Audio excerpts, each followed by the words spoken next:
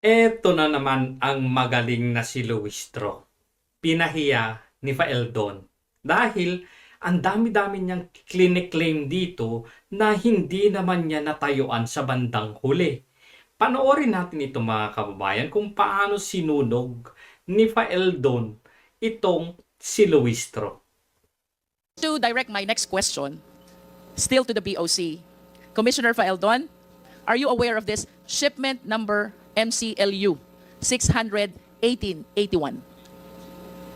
I'd like to request Your Honor to please refresh my memory. I cannot remember that, ma'am. MCLU 61881 pertains to the 6.4 billion smuggling of shabu, equivalent to 604 kilos of shabu, in which case Mark Taguba was convicted for smuggling of shabu by the Regional Trial Court.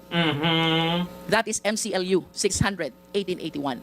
Kanina po, Commissioner, you said, you admitted, with the documents which are being required during importer's accreditation, walang kayang itagong information ang importer sa inyo. Now, the question is, sino po ang importer nitong 6.4 billion na shabu? Hindi ko na po matandaan, ma'am, kung sino po yung importer niyan. That importation has been a subject of a long court litigation. I understand, Commissioner, but this is an incident which really shook the BOC, especially during your term. Tama po ba yon? Yes, ma'am. If I may... And of course, the first question that you wish to be answered, considering na may nakapasok na 6.4 billion na shabu, sino ang nagpasok nito sa Pilipinas? I want to refresh your memory, Commissioner Faeldon. Walang makakapag-import without the importer's accreditation. You likewise said, what with the ample requirements which are being required from the importer, walang kayang itagong information ang importer from the Bureau of Customs. Now, we are talking about this specific shipment that pertains to 6.4 billion of shabu, which shook the Bureau of Customs and even your leadership of the BOC when this shabu was apprehended in the Valenzuela warehouse. Question, Commissioner, this is something na hindi mo dapat nakakalimutan. Sino po ang importer nito? I would like to be given time to check on who's the specific importer of that shabu, ma'am. But the sequence of that apprehension, I can relate to this court, If Your I Honor. may interrupt, Commissioner Faeldon, would you agree with me if I would say that as head of the BOC, nalusutan ka ng 6.4 billion na shabu, nakapasok sa bansa, that is equivalent to 604 kilos? Di ba?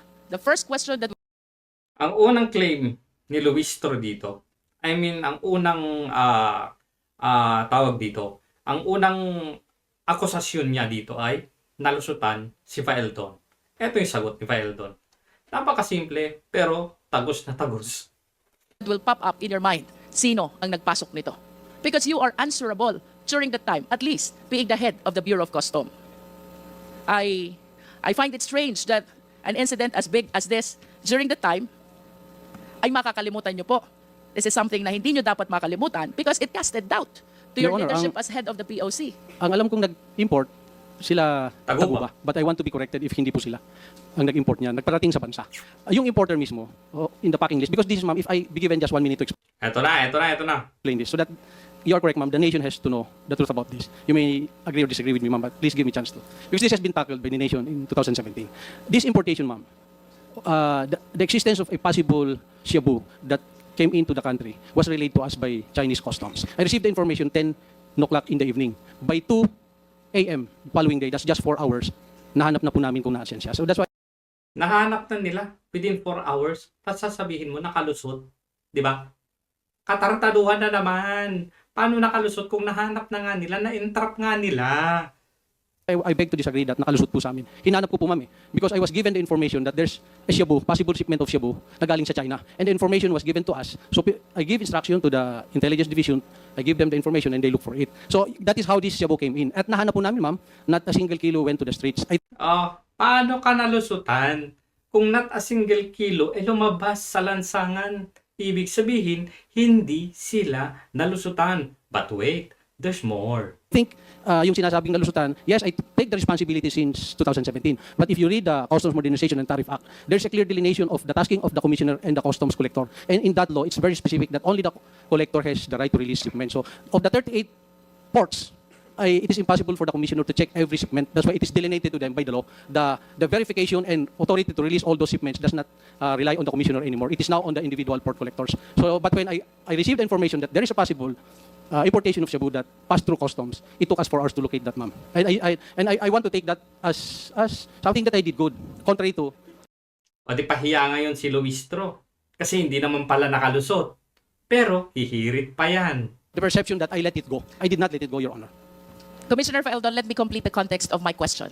Ay, wala pa palang context yon. Sige nga, sige nga, sige nga. Ano ba yung context? Sige nga, Luistro. Sige nga, mapapahiya ka na naman dito. When this representation made use of the term nalusutan, nahuli niyo yung shabu, pero hindi niyo nahuli yung importer. Nahuli nyo yung shabu pero hindi nahuli yung importer. Totoo ba yan? Tuloy nga natin ng konti ito and then punta tayo, magja-jump tayo doon sa sagot ni Faeldon. And today I'm asking you, sino ang importer? You cannot even say. An information which is supposed to be highly important because of the huge amount of prohibited drugs which were apprehended by you. Hindi ho ba? Quite strange yan na hindi nyo matandaan or perhaps you did not bother to check sino po ang importer nito. For me, Commissioner Faeldon, it is not enough that you apprehended the shabu. Oh, kanina ang ano niya, nalusutan. Ngayon, tinanggap niya na na-apprehend nga kasi napahiya siya ano pala, wala palang nakalusot sa lansangan. Ngayon, meron na naman siyang hirit. Hindi daw sapat kung You should have arrested the people responsible for the shipment of shabu.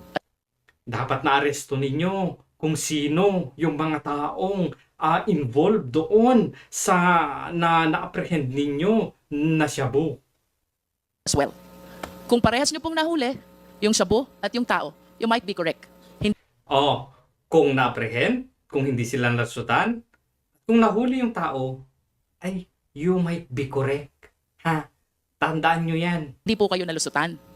Pero nahuli nyo yung shabu, hindi nyo nahuli yung tao, I hope, with all due respect, you will understand why Again, ini-reiterate na naman niya na okay sana kung parehong nahuli at hindi nakalusot. Tuloy. I use the terminology nalusutan ang BOC. Yes, Your Honor. Eto, mga kababayan, wag na nating patagalin to. Sumabat pa si Abante dito. Pero, itong barbers na to, may ano pa, may sumingit pa kasi. Pero i-jump natin to, no? Kasi medyo mahaba-haba tong ano nila. Ayan. Punta ngayon tayo dito. Meron bang nahuli? Sina Faeldon doon sa shipment? Eto. Let us say that the importation are already loaded in the cargo vessel in the process of being shipped to the Philippines. What should be the next step? Excuse me, Congresswoman Luis, right? Ayan na si Abante. Si Barbers pala.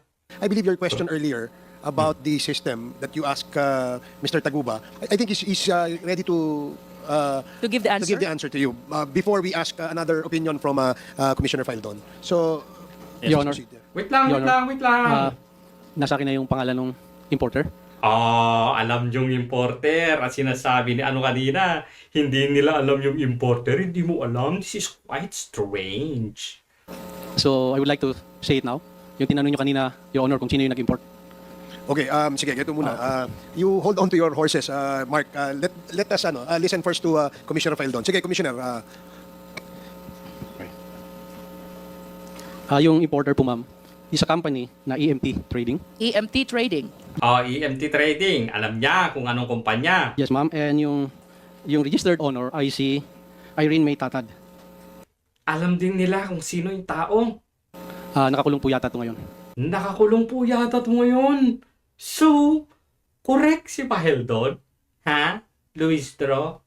Na-apprehend nila yung shabu. Hindi lumabas kahit 1 kilo sa lansangan. Ngayon, alam nila yung kumpanya. Nahuli pa yung may-ari ng kumpanya. At nakakulong pa yata. Your Honor. I would like Mr. Taguba to correct me if I'm wrong because I think siya yung I think he knows it. Okay, so sige. kung mali yung aking sinabi, I would So, ang consignee doon sa importation na yon ay EMT Trading. Tama, Commissioner? Yes, Your Honor. Okay. The registered owner is Irene May Tatad. I'm sure Mr. Taguba may clarify this if this is wrong or not. Oh, sige. Your Honors, thank Okay. you. So earlier si Congresswoman Luistro asked a question to Mr. Taguba with regards to the sistema, no? Yung sistema. Ngayon, wala na si Luistro. Nowhere to be found na dito. Hindi man lang sinabi na Okay, pasensya na po kayo na na-apprehend nyo pala, mali pala yung sinabi, tapos nahuli nyo pala yung yung kumpanya at meron pang nakakulong na tao ngayon. Pasensya na ho kayo. Mali pala ako sa sinabi ko na nalusutan kayo. Pero wala. Kasi sunog, patay mali siya. Wala na dito. Nagmanifest na lang siya ng kung ano-ano at hindi man lang binalikan yung akusasyon niya na nalusutan si Eldon. At wala silang nahuli, mga kababayan, na tao dito sa shipment na ito. Particularly doon sa kumpanya, kung sinong nag-import at kung sino yung tao sa likod ng kumpanya na yan. Wala na, kasi pahiya na. Parang wala na Naglaho na parang bula dito si Luistro. Nagmanifest lang ng konti. Ayun, umiska po. I yield my time sa aking colleagues na ganun sila kapag napapahiya.